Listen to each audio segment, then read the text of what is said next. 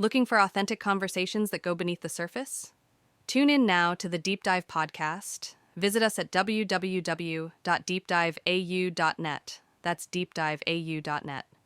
And follow us across your favorite platforms: YouTube, Instagram, LinkedIn, TikTok, and Facebook. Just search at the Deep Dive AU. Join us as we dive deep into stories of neurodivergence, lived experience, and creating a more inclusive world. The Deep Dive Podcast. Conversations that matter. Stories that connect. This is the Deep Dive Podcast. And here is your host, Michael Coles. Neurodivergence didn't arrive when Carolina Jimenez live through a textbook or professional brief. It arrived as a gift in the form of her daughter, Sophia.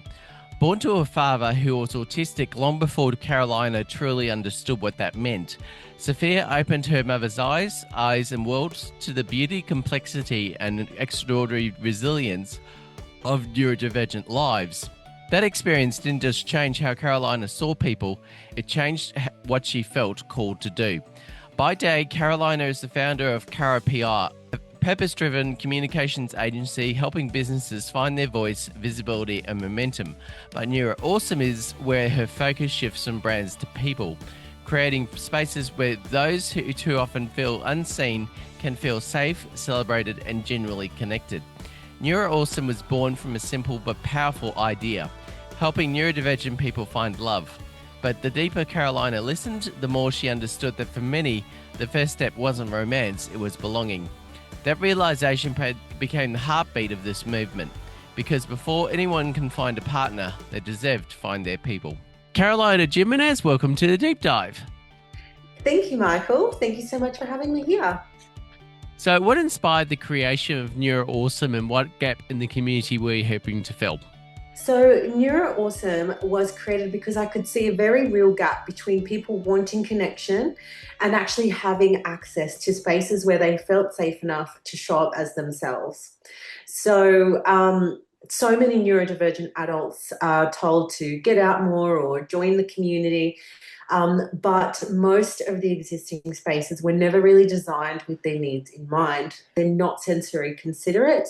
They can be very loud. The lighting can be just very challenging. The overstimulation generally is quite exhausting for our friends on the spectrum and just very difficult for them to navigate. So I really wanted to create a safe space that was guided and was, I suppose, controlled and sensory considerate, so that more people could get out of isolation or trying to make connections and form friends and find relationships as well as community from behind an app where they don't know who they're talking to. They don't know if it's, there's a lot of communication that's lost just going through technology. The same way when you text someone, you don't know if, some sentences are meant in an angry way or in a happy way. Some of those extra bits of communication are lost even more so for someone who's on the spectrum. So I really wanted to be able to facilitate that in a safe and controlled environment, not just for the young people, but for the parents of those young people who and the people that love them, who want them to have that meaningful exchange in a safe environment, knowing who they're meeting and knowing that the environment is safe and monitored and not going to be overwhelming for them. Okay, so how did the personal experiences behind Neuro Awesome shape its mission and values?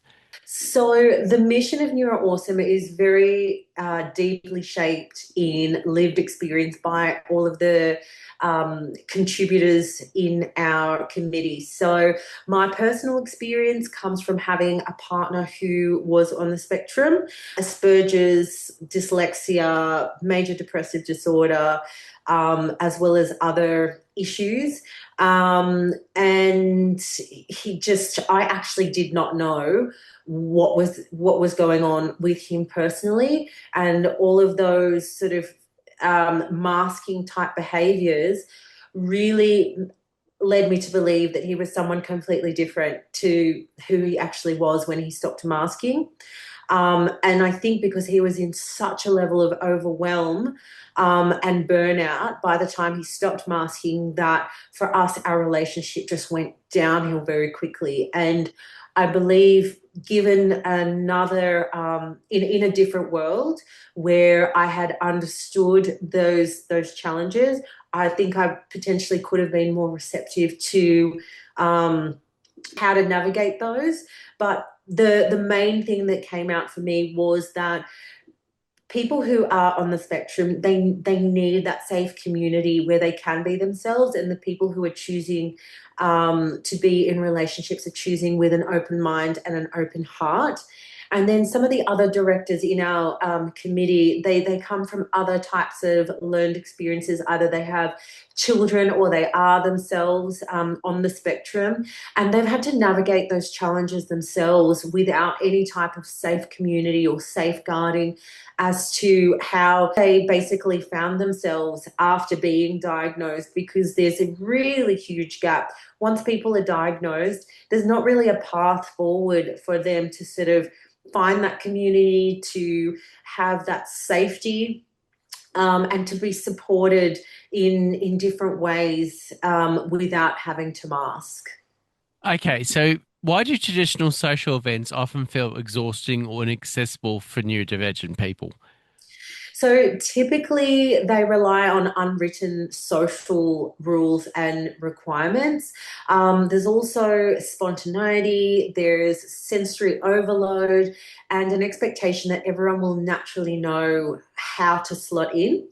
And going back to my example about how communication is lost via text messaging, there are differences in a person who is neurodivergent in the way that they understand that communication. So, for example, if I was in a typical neurotypical social setting and I made a joke to someone who's on the spectrum that was like a sarcastic sort of joke, chances are, depending on the type of neurodivergence they have, they're not going to understand that, or they might take that literal. So it's little challenges like that, and then other abilities or differences in being able to read body language, read the room, having the confidence, not getting overstimulated by the noise or the number of people there, or just having a new conversation with someone that they've never had a conversation with before.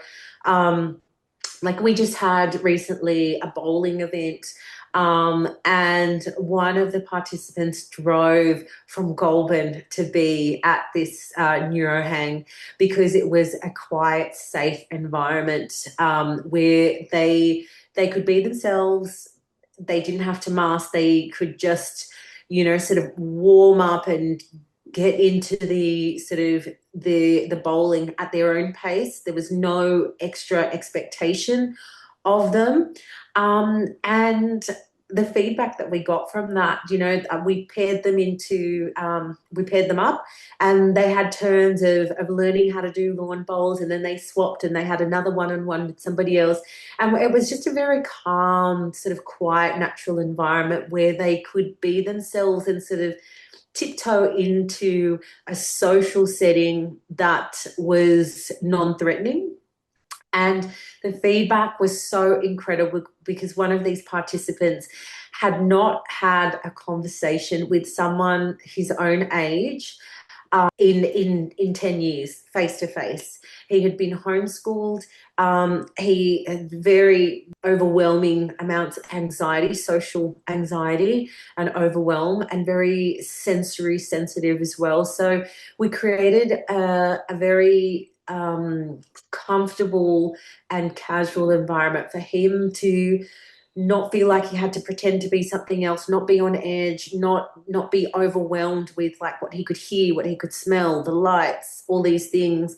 And it just allowed him to actually open up and laugh and smile and have a conversation with someone his own age, which he hadn't done in such a long time, which for him and his family was just the most incredible thing, that this poor guy's been homeschooled all his life. He's never really had a social life. He's never really had that community. So this is just game changing for him. And that's our goal. That's our vision, to really create these spaces and to give people an opportunity to live a much fuller and richer existence, and one that means that they don't have to miss out on the things that neurotypicals take for granted based on their sensitivities and their additional needs or challenges with neurotypically designed environments.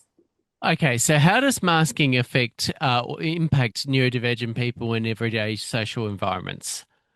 So masking basically means that instead of feeling that they can be themselves, they sort of put on this act to try and sort of like, it's a survival mechanism essentially. So if I refer to the example of my ex-partner, he was a computer programmer. So I knew that he was quirky, but because he didn't understand the social cues, and I suppose the intricacies of communication and sarcasm and things like that, he would make a point of being really like loud and obnoxious and flamboyant to cover up the fact, like he had to be the center of attention, and be wild and outrageous to cover up the fact that he felt so overwhelmed by all these people that he didn't actually want to be there,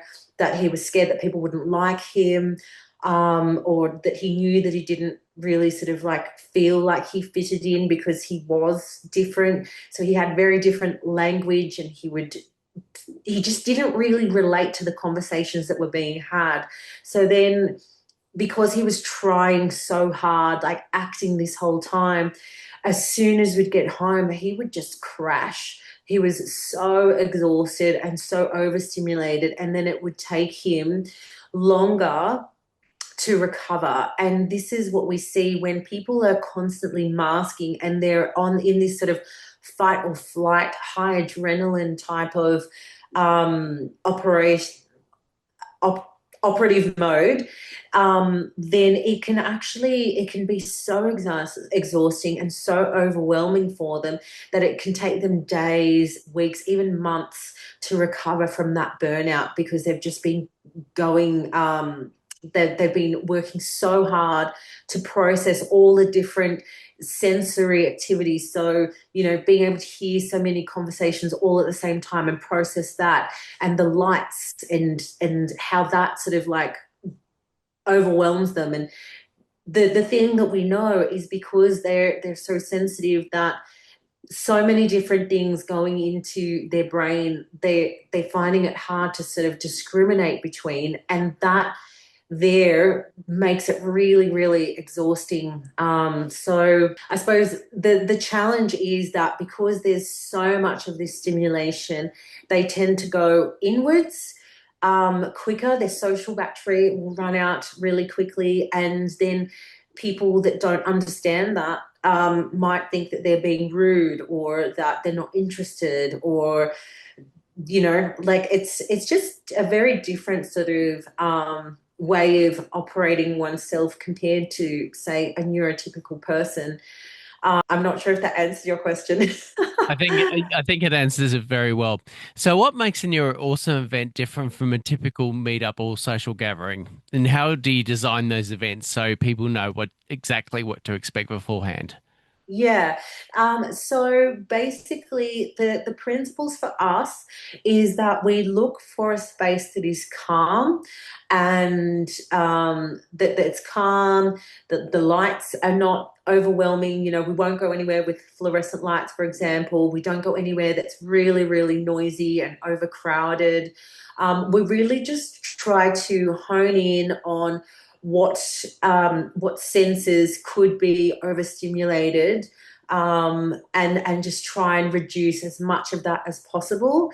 So that looks like, so we recently had Dungeons and Dragons at a community hall. It's a beautiful little community hall in a quiet little sort of country town pocket, I guess. And, you know, we exclusively had that venue.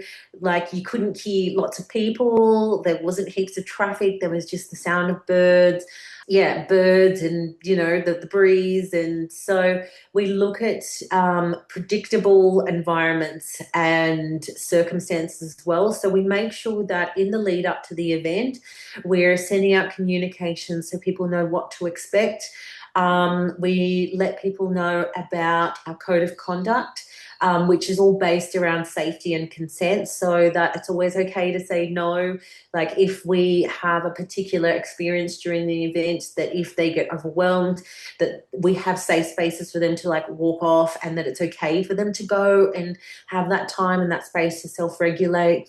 And also just that we have support people there. We have different card systems so that if they're in the process of doing some type of engagement, whether that be playing a game or having a conversation, and something is triggering and they need to take a break, or perhaps something was said that they need to move away from, or so that person knows, okay, that word or that conversation or that scenario doesn't sit well with me, like I need a pause.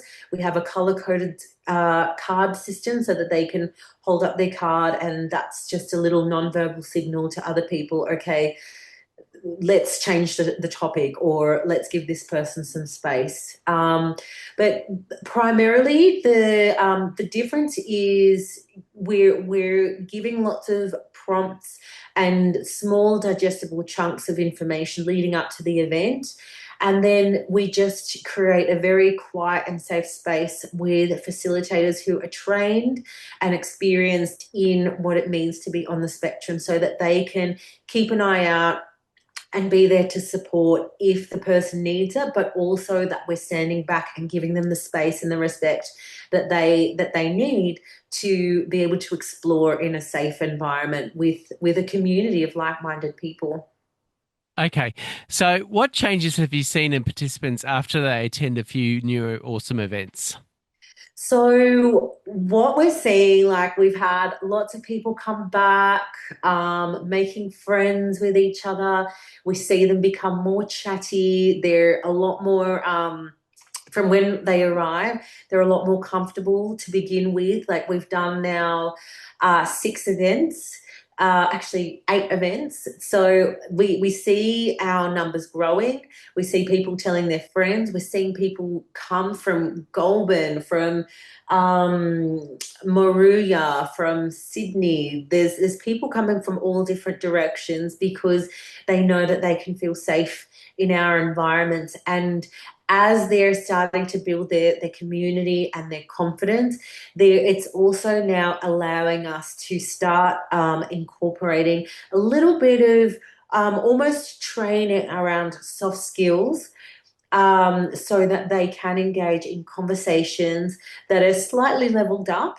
If they are interested in someone, we're providing resources on, okay, you might be interested in this person, so here are a couple of conversations that you could have, and doing that sort of role play so that they can get comfortable with engaging in someone in that sort of way that is respectful, but also showing interest in moving their relationship and their interpersonal relationships to a slightly more personal dynamic, which is really exciting. So we're seeing people more chatty, more confident, returning regularly, exploring more freely without their support person or without their carer having to be close by. People choosing to be there independently without their support people. And that's good for the parents as well, because they know that their young person is safe, and the support workers as well. They know that their young person is safe. So we're seeing them explore new horizons in areas where they didn't have before. So one of our participants has expressed interest in a particular young lady that he has met. And he, like, as I said, he hadn't spoke to anyone his own age in over 10 years. He spent about 5 or 6 years where he didn't even leave his house. And now every month, well, because we've been having the two series of events, one being Dungeons and Dragons, and then the other one that's more sort of outdoorsy and mixer type of thing. We're seeing he's getting out fortnightly for these social hangs and having a really good time. By like 15, 20 minutes into the hang, he's smiling, he's chatty, he's come out of his shell, he's not masking, he's making jokes. And he's actually ready to start exploring how he could develop the skills to have a potential romantic interest with someone, which is really exciting. So why is building real friendships within neurodivergent communities so powerful? Because what we notice with our friends who are on the spectrum is that there's oftentimes this risk of being vulnerable. Vulnerable because there is context that can potentially be missed in conversation that potentially a neurotypical person would understand. So that sort of opens them up to being vulnerable. And there's also that sense of isolation and not being worthy, and not being lovable, or fun, or just feeling like you don't fit in. And I think most people can relate to a situation where they were an outsider and feeling like they weren't welcome. At some point in time in our lives, there's been some type of situation where you've kind of gone, oh, I feel like a little bit awkward. Well, a lot of our friends and participants, they've felt like that all their lives. So for us to bring together people who are safe people, and to have I suppose, this safety net, which is, communicated through trust, through our commitment to creating safe environments and using safe language and behaviour, and our commitment to consent. It just gives them this opportunity to really learn about what it's like to have that social interaction, which potentially they haven't had at all. If they have, it potentially it's not been really in a way that gave them their own independence, or that gave them that wholesomeness of being accepted and not having to pretend to be someone else. Okay, so how do things like sensory awareness, pacing, and small group environments make events more accessible? So being aware of sensory needs is really important for our participants, because it's something that they live with every day. And it's one of those barriers that has prevented them from living a fuller life and living a more wholesome existence, because potentially if they wanted to go somewhere, the thing that they would have held them back would have been that sensory overload. So us being aware of all those sensory needs and then factoring that in allows us to create better events that are more appealing and are more suitable to our participants. Okay, so why is it important for that participants can stim, take breaks, or simply observe without any pressure to participate? What was that? Why is it important? Why is it important that participants can stim, take breaks, or simply observe without any pressure to participate? That's important because that tends to be something that just comes along with being neurodivergent, that sometimes they need to stim, sometimes they need to pause, sometimes they need to take breaks. So we, like, Neuro Awesome is all about radical acceptance, and we're not here to fix neurodivergence, we're here to celebrate it. Like, every different type of neurodivergence comes with a superpower. I strongly believe that. And so, you know, our whole ethos is just about coming as you are. And if that's something that makes you you and something that you have to do, well, that's fine. Like the more people that understand that that's okay, then the more people we can bring into our community. Um, and the safer that they can feel just being themselves and not feeling like they have to pretend to be someone else, or that they're going to be judged for stimming or for needing to take a break, because it's important. It's a part of who they are, and we just want them to be happy. We want them to have a good experience and to bring more people and to help us to build this wonderful community of people who understand what it is to be neurodivergent and support it. So, how does having volunteers and leaders with lived experience, lived neurodivergent experience rather, shape the culture of Neuro Awesome?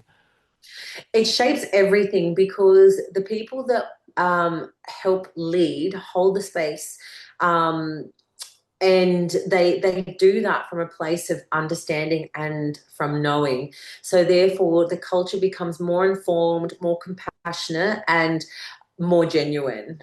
So there's less judgment, more understanding, because the environments are shaped by us based on our understanding and our experience of where, potentially the things that it means to be neurodivergent weren't even considered, and so they've had a horrible experience somewhere else. So we take that on board and go, okay, well, let's try and change that. Let's try and create a better version of that, where that is not an obstacle, but something that we use to help us be better.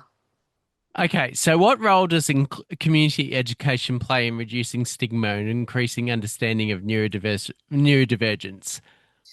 Community education is a really big part of the picture because inclusion doesn't happen through good intentions alone. It happens through understanding.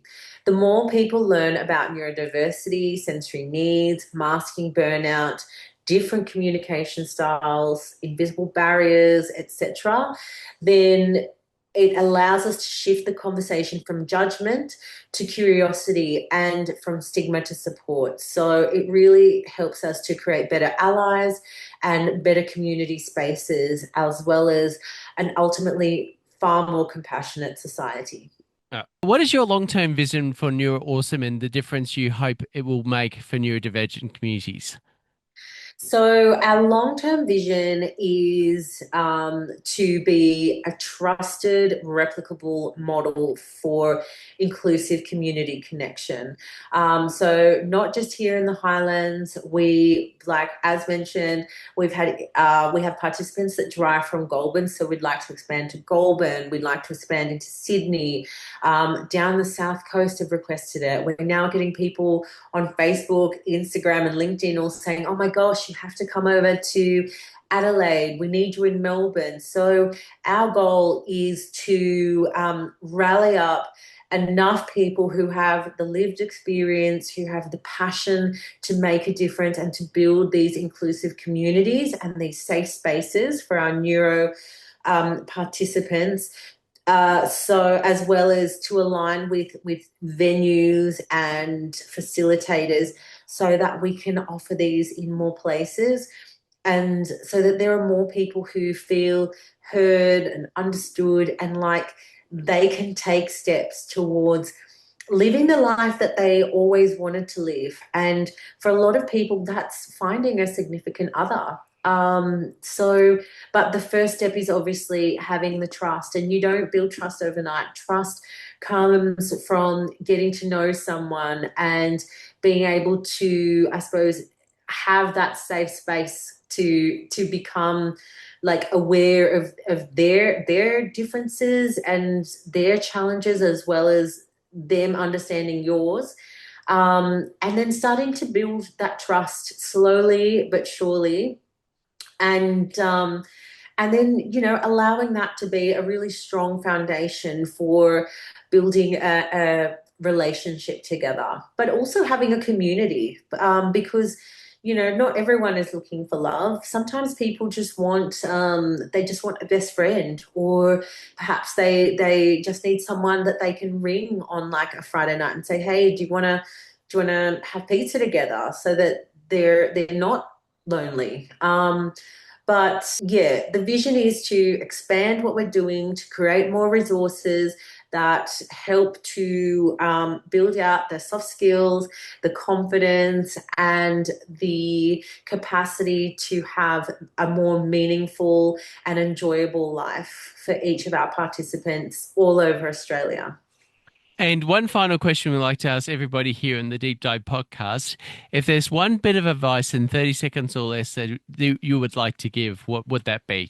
Sometimes, even though it's really hard, you've just got to push through. And I know that is so much easier said than done. But if we look at a number of our participants who have gone from this very high anxiety where they couldn't even leave the house, to getting engaged in neurohangs, to now feeling ready and confident to approach someone for the purpose of like a romantic interest.